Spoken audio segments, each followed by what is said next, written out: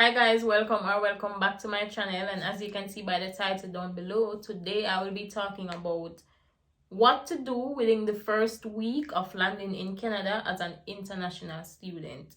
Now, in my previous video I spoke about what to do after you've been approved, so what to pack, how to find places to rent, and stuff like that. You can watch that video before you watch this one. I just recorded it. I would recommend you watching the previous 2 or 3 videos before you watch this one. So if you're interested in learning what to do within the first week of landing in Canada, stick around and don't forget to like, share, and subscribe.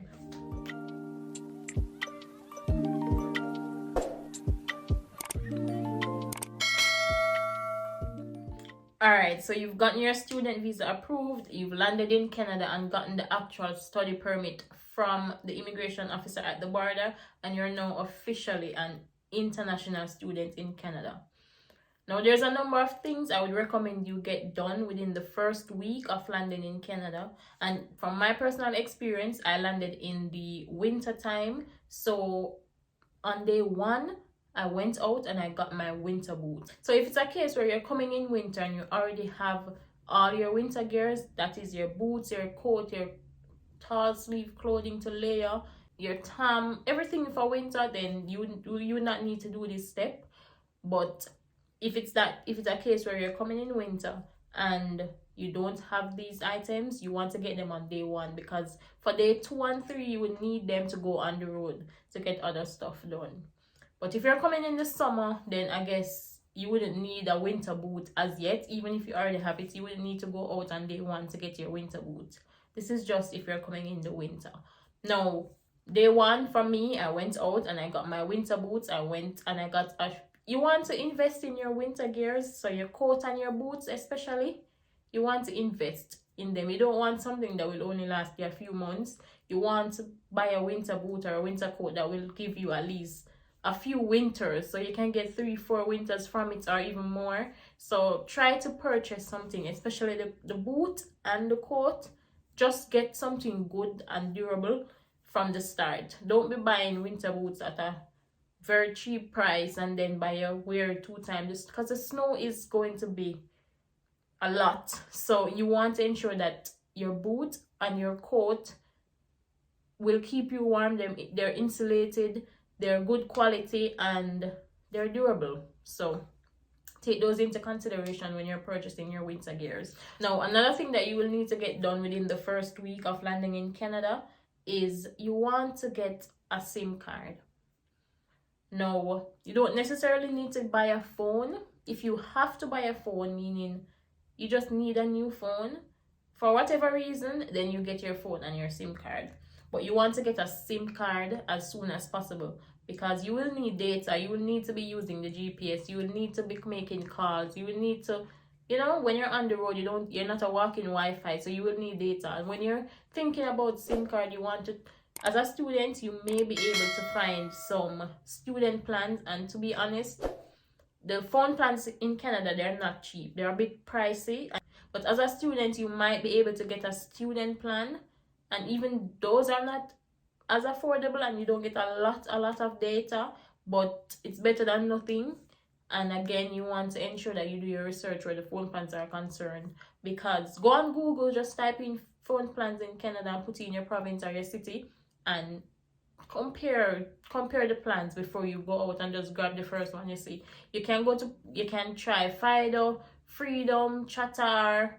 There's Rogers, which is kind of a bit more expensive. It's not as student friendly, but their service is good. There's Bell, there's Telus. So there is Bell, Telus, Rogers would be like the 3 main ones, if I'm not mistaken. And then you have like the more student friendly ones, which would be the Freedom, the Fido, the Chatter, the Lucky, the Kudo. So there's a number of them in Canada, but it just really depends on your budget and how much data you would need. So again, research all of them before you go out and just grab one.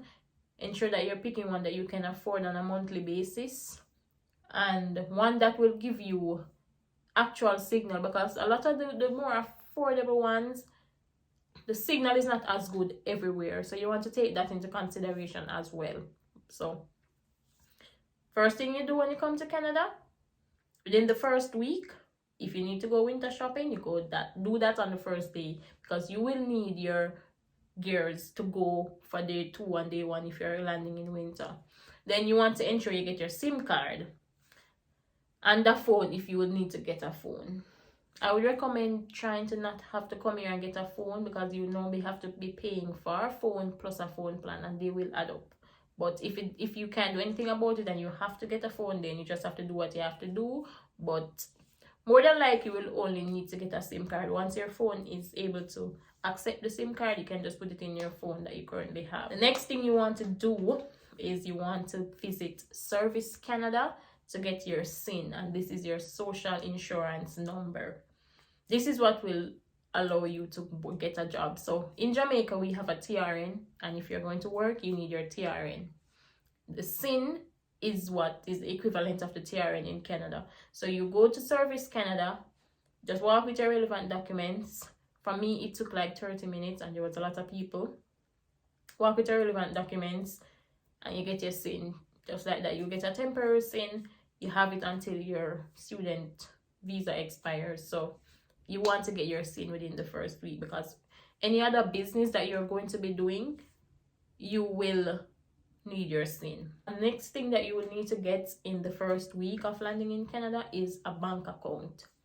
So you will need to research the student accounts and see which one is most attractive, which credit card is. Oh, and if you're scared of credit cards, you better get used to credit cards and be disciplined, because credit card is what you're going to get a student credit card and you're going to get a regular account. So, and I would recommend trying to use the credit card as much as possible, but you want to pay it back, like use it and then pay it back same time, because you want to start building your credit score in Canada. So research the banks and the student packages they offer and see which is most attractive to you, and you go with that. But there are banks like TD, BMO, Scotia, CIBC, and a number of other different banks. There's a lot of banks in Canada, so you have options. So just research your student accounts and see which is most attractive to you.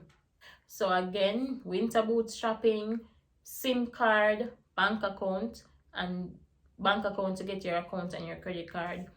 Another thing that you might want to do within the first week, you might want to visit the grocery store. So yes, going to the grocery store is essential. So at least stock up on some food. You don't have to go there and buy a whole lot of groceries. You want to go get some groceries, because you're probably coming here with a little bit of snacks or a little bit of not enough groceries to last you. So within the first week, you can go and get some groceries.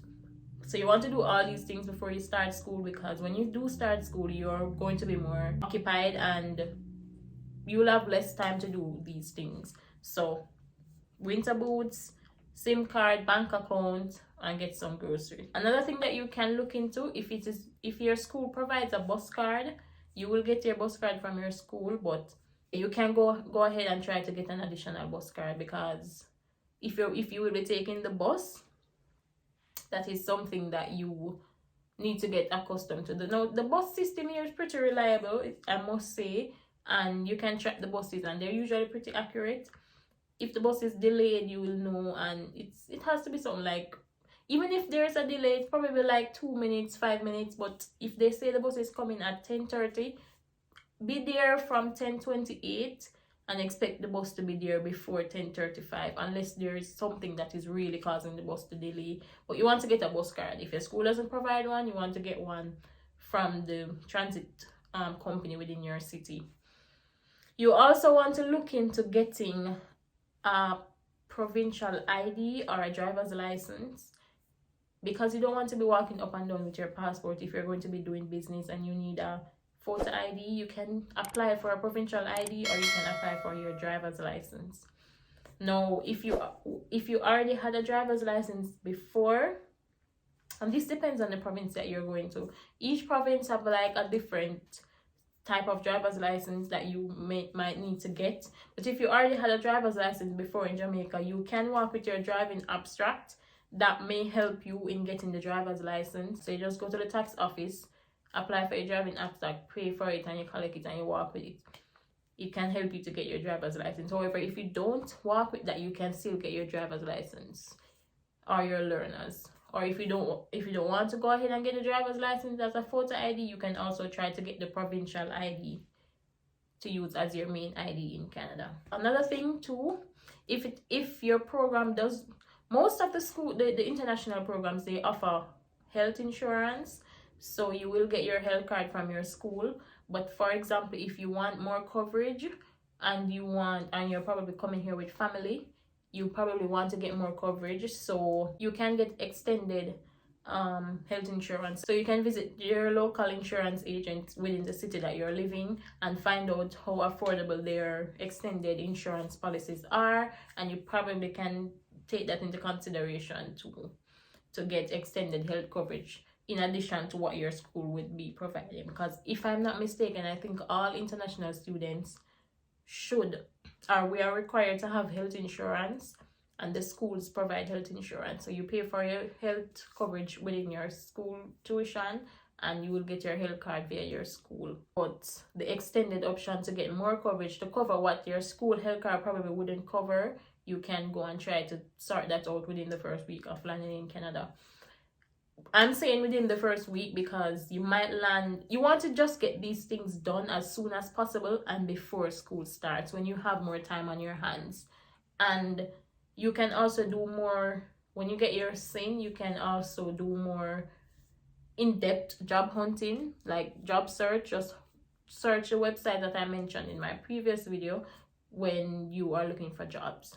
Also, if it's a case where you're coming and you're not renting somewhere that is furnished, meaning you're renting a house that is not furnished, or you're renting an apartment, you would probably need to go in the first week to probably get a bed or an airbed or some small furniture or some small appliance or stuff that you will need. So those things you can take into consideration if you're renting somewhere that is not furnished. If you're coming here and you're staying with family, meaning you don't have to buy any furniture, then that's good. But if you're renting and it's not furnished, you want to consider getting those furniture, especially a bed or some things that you might need in the house that you're renting or the apartment within the first week. So go check Walmart, go check everywhere where you can probably get a bed. If you need to buy an airbed, that's completely fine. You order the airbed and you have it delivered to you, or you go out and get it. Yeah, so that's basically it. So you want to ensure, again, within the first week of landing in Canada, you sort out your social insurance. You go to Service Canada, walk with your documents, get your SIN. You want to get your SIM card. You want to get your bank account. You want to winter shop if you need to winter shop. You want to get some groceries. You want to, if you're renting somewhere that is not furnished, if you need to buy a bed or any other appliance or furniture that you might need to use, then you want to get that within the first week as well. You want to find out if you can get extended health coverage, if that's something you're interested in. You can get accustomed to the bus system and stuff like that. But that's basically what I would recommend you to do within the first week of landing in Canada as an international student. Again, if you have any additional questions, you can leave them in the comments below, or you can send me a message on Instagram. My Instagram is here, and I will link the information in the description box. I've recorded previous videos that you can watch. If you stumble across this video first and you made it here, you can watch the previous videos. So yeah, that's basically it. I want to say thank you for watching. If you made it to the end of the video, don't forget to subscribe. You can turn on your post notifications and check out the previous videos if you haven't seen those as yet, because some more tips and critical information from my personal experience that you might find helpful if you're interested in doing this international student journey in Canada. So that's it for now, and stay tuned for my next video.